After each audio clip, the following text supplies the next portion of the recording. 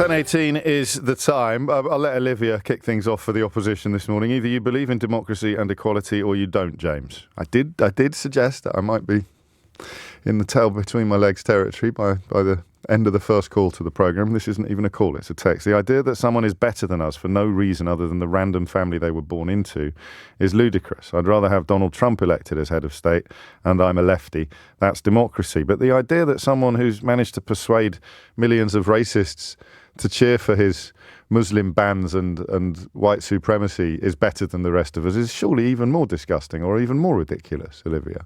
And that's democracy. I don't know. I may say that quite a few times in the course of the next 40 minutes or so. Let's start with Jake, who's in Wickham. Jake, be gentle with me. Hi. Hello. I kind of had the same epiphany as you yesterday. I was having a bit of a to and fro with one of my best friends, Stu, and he's completely against me. Hi, Stu. He's completely against me in my views over the monarchy. And so I was delving into more on the Republic side and what their voice and thought was. And they think that the best person to be a head of state is a ceremonial or constitutional position, someone that represents the nation, defends our democracy, and acts as a referee in political process, and also offers a non-political voice at times of crisis and celebration. Now, to me, I can't understand why anyone who was to go for a position of elected head of state would want to do that unless it was the personal gain. So for me, to have someone that was born into the role, that understands the value of... You've skipped over the golden carriages, the castles, the crowns and the untold riches, Jake, haven't you? Of course, but there's a history to it. I mean, even people that say that they're not a royalist at the moment are saying that yesterday there was something about the spectacle that we put on, and I'm proud to be British, and if we got rid of that, we'd lose that. And then who are we? We've come out of the EU, and now we're going to take away the one thing that represents us as the country. No, but I'm just challenging your suggestion that you're suggesting that nobody would want to do it. I do find that a little tricky. The idea that this is some terrible burden that has to be shouldered by people who live in absolute luxury and whose own family curtsy to them. Yeah, I mean, not that I'd fancy the last bit. It's not that they maybe my mother-in-law do it. It's not that they wouldn't want to do it. It's just I can't see, if you've got to be non-political and you've got to be there just as a representation of our country, you're going to want to put your own agenda on it. Yeah. So that means we're going to. What's it like in France? What does the French president do politically? Is he as powerless as our monarch? Because we think about the prime minister, don't we, when we're talking about politics and elections? Yeah. I don't know. My ignorance is embarrassing. So no, I take your point.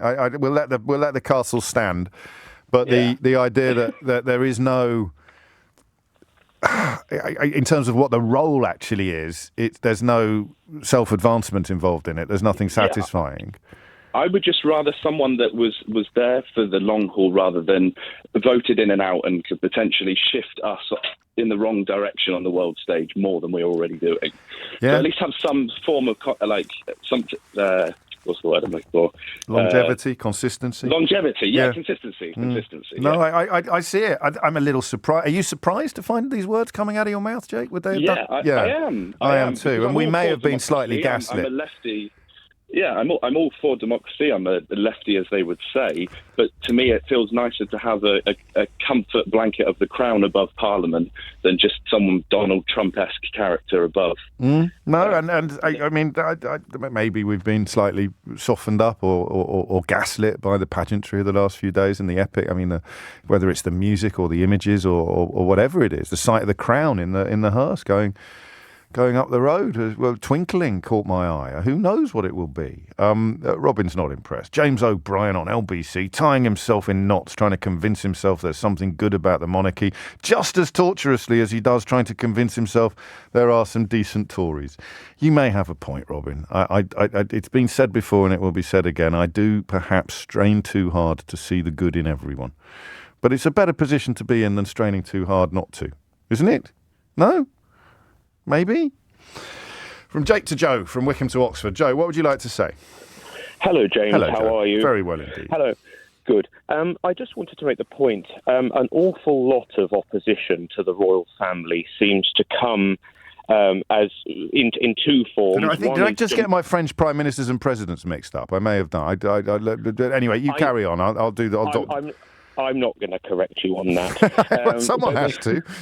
I mean, they've had 5 republics, James. So yes. probably you were right during one of them. Right. Carry on.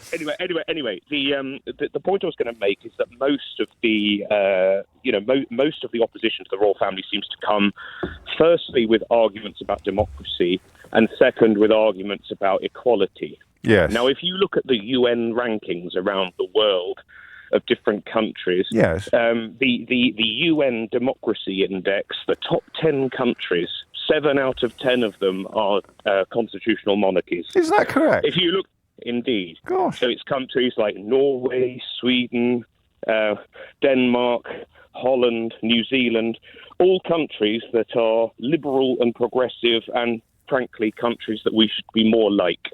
And if you look at equality and democracy on that index, I can tell you that on democracy it's 7 out of 10. On equality, I can't remember what the statistic is, but constitutional monarchies compare very favourably in terms of progression and democracy. Yeah, but so that's my point. It's a very good point, and having got my presidents and prime ministers mixed up in the context of politics, I'm very reluctant to move into the choppy waters of modes, medians, and averages and means. But you're looking at it.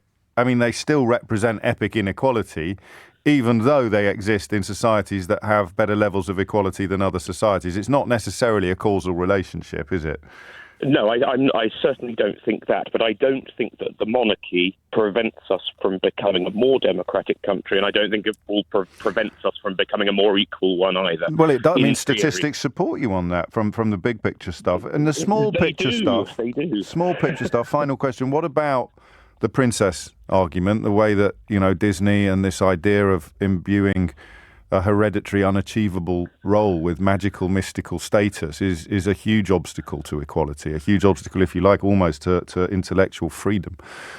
Well, there is no perfect form of government. And to be honest with you, I would, at the end of the day, any head of state is going to be selected, through in a negative way. If I looked at it, I would much rather have a hereditary head of state than one that was effectively planted there by big corporations.